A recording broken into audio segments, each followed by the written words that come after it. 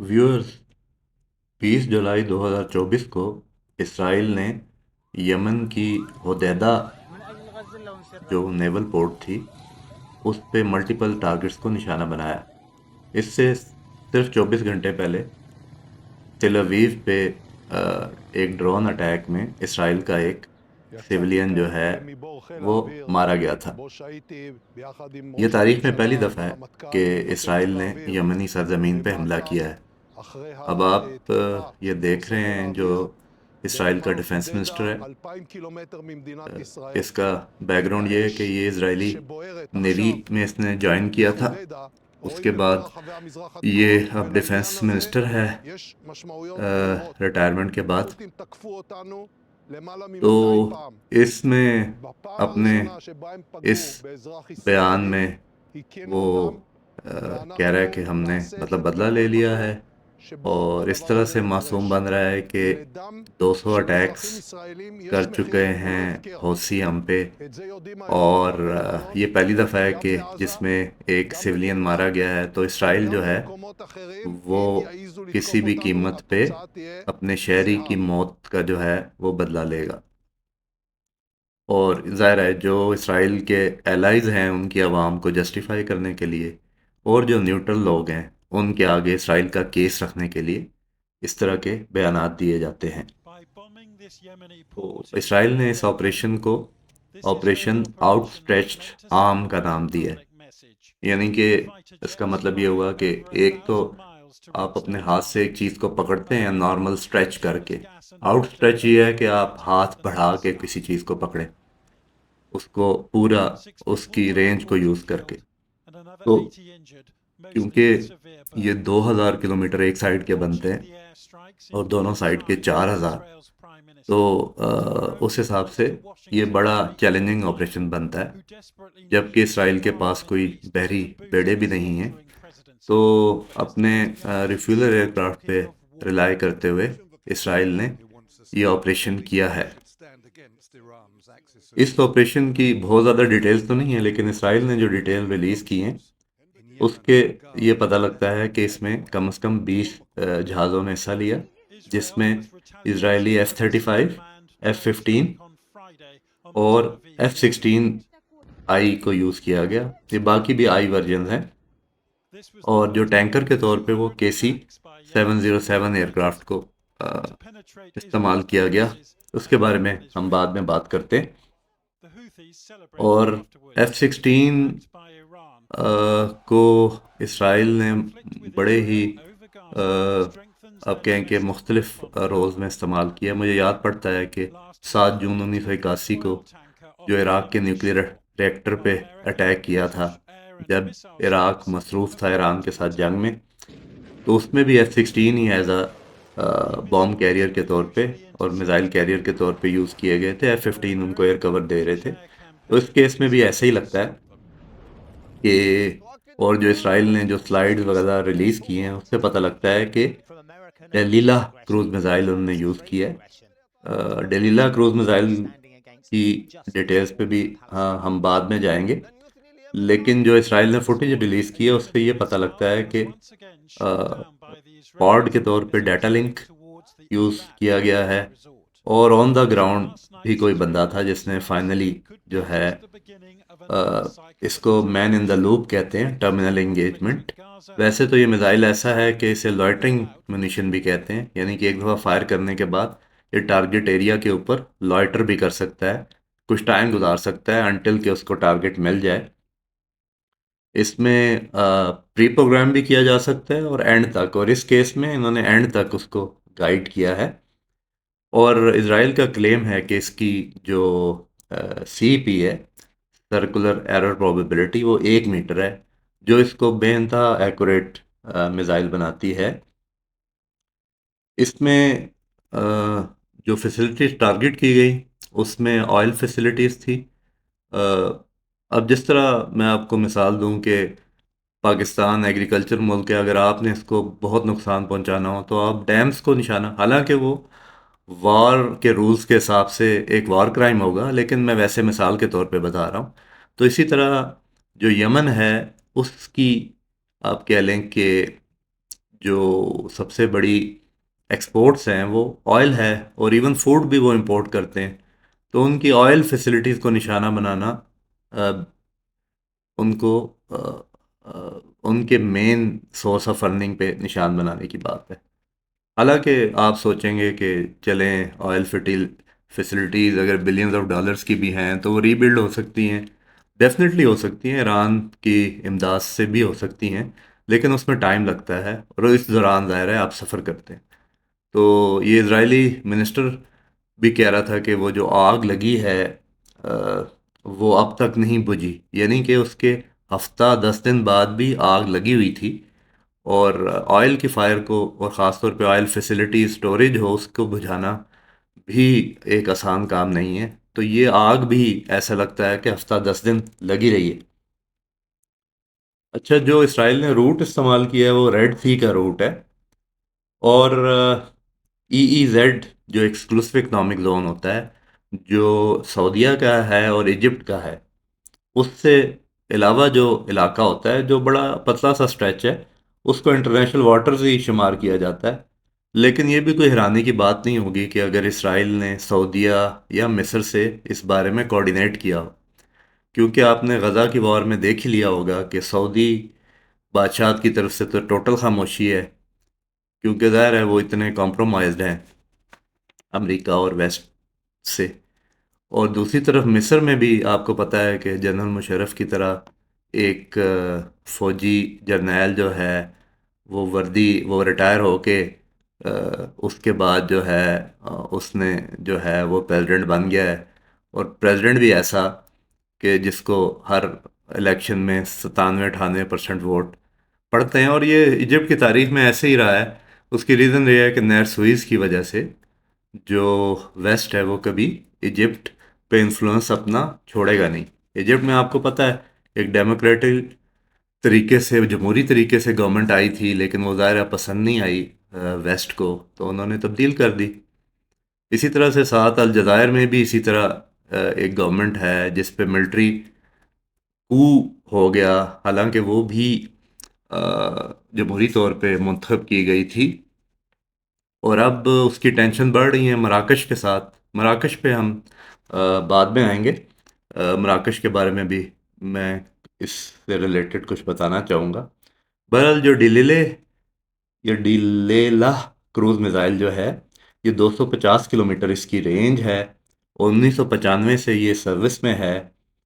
اس کو پہلی دفعہ 2006 میں لبنان میں حزب اللہ کے خلاف استعمال کیا گیا. بڑے پیمانے پہ اسے سیریا میں جو جنگ تھی، جو آپ کو پتہ ہے کہ اس کے پیچھے سعودی عربیہ اور ٹرکی تھے بیسیکلی، جن نے فائٹر بھیجے صرف اس کی وجہ سے کہ ان کی کوئی ناراضگی ہے شام کے ساتھ. حالانکہ شام کے اور سعودیہ کے بہت اچھے تعلقات تھے. 1991 کی جنگ میں سب سے بڑا کنٹینجنٹ فوجیوں کا شام نے بھیجا تھا. یہ پتہ نہیں کہ کیا ناراضگی ہے، کیونکہ شام کے ایران کے ساتھ اس لیے اچھے تعلقات تھے کہ جتنے ہتھیار حزب اللہ کو جانے ہوتے تھے وہ شام باہر جو ہے ایران شام کو بھجواتا تھا. اور شاید اسی وجہ سے سعودیز میں کسی وجہ سے ناپسندیدگی پیدا ہوئی، اور وہ اتنے خلاف ہو گئے کہ انہوں نے وہاں پہ فائٹر، ترکی اور سعودیہ نے پیسے لگا کے وہاں فائٹر بھیجنا شروع کیے. یہ بہت اس سے پہلے کی بات ہے کہ جب امریکہ اس میں انوالو ہوا. اب تو امریکہ کے آن گراؤنڈ فوجی بھی ہیں شام کے اندر، یا اسرائیل انوالو ہوا اس کے اندر.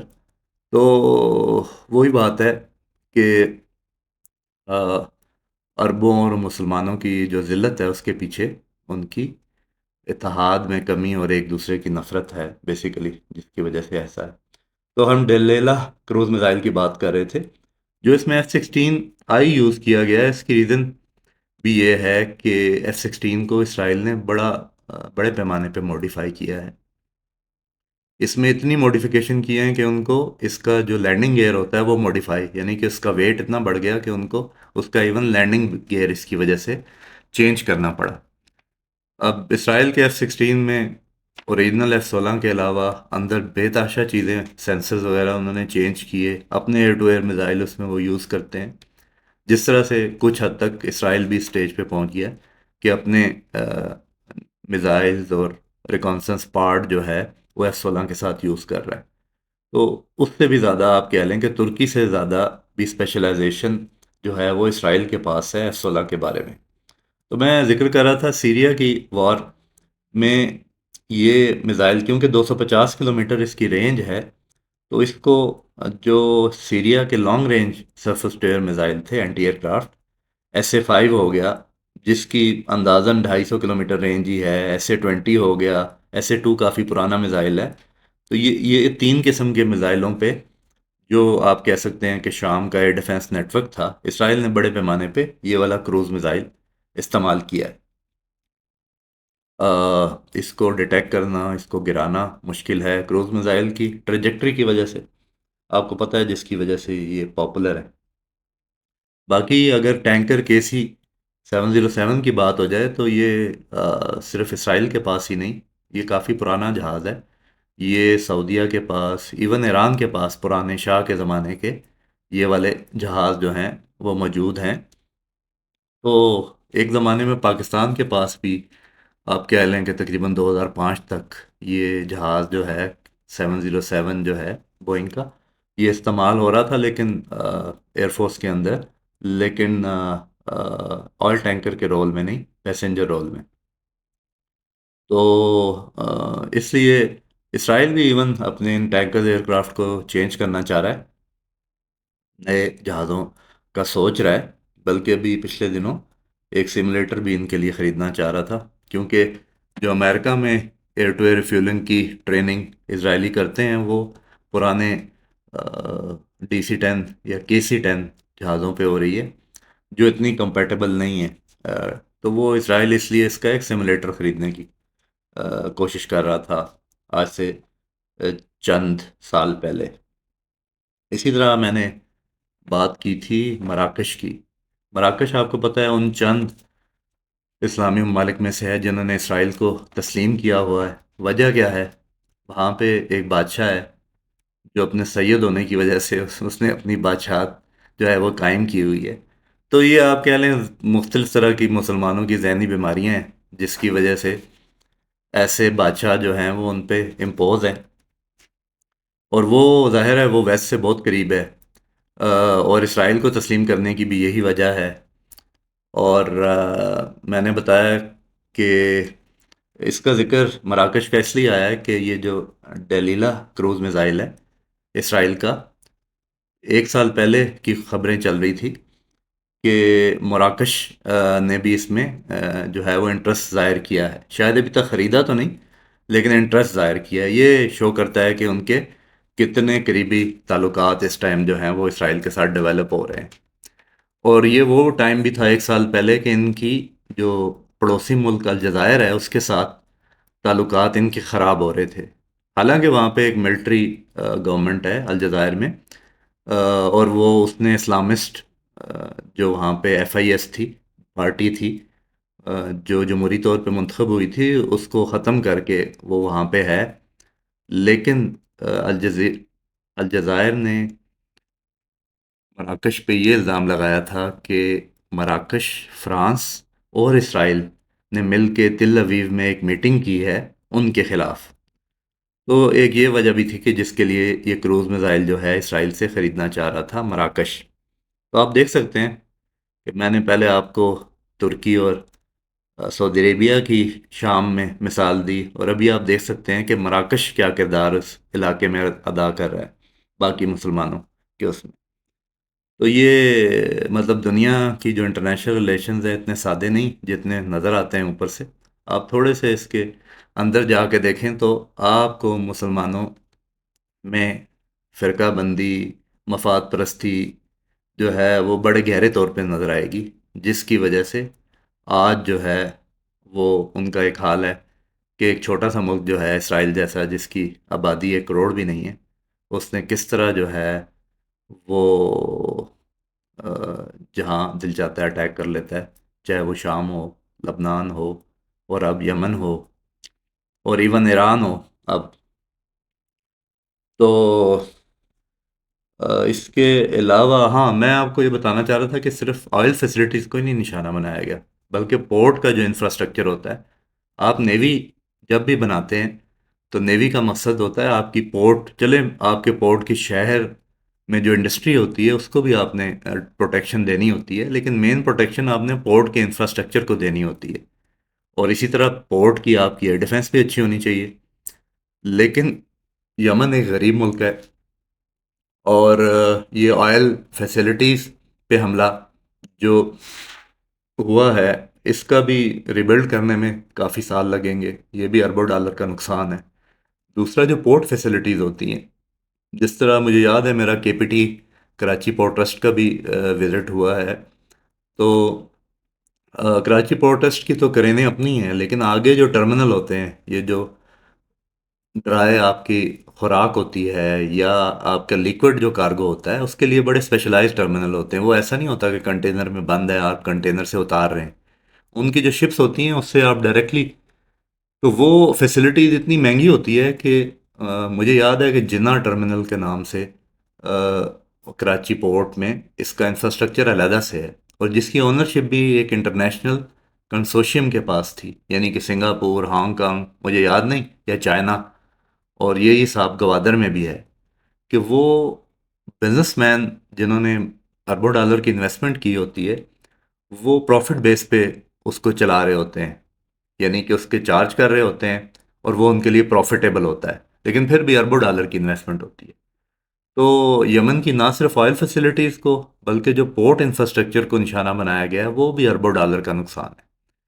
چلے میں یہ نہیں کہتا کہ یمن جو ہے وہ اس کے حملے جو ہیں وہ ختم ہو جائیں گے، لیکن اسرائیل نے اپنے طور پہ ایک سبق ان کو سکھانے کی کوشش کی ہے کہ ہماری ریٹیلیشن جو ہے وہ کس طرح کی ہو سکتی ہے، اور جتنا نقصان ہوا ہے اس سے میں سمجھتا ہوں کہ کافی حد تک انہوں نے ایک ڈیٹرنس کریٹ کی ہے۔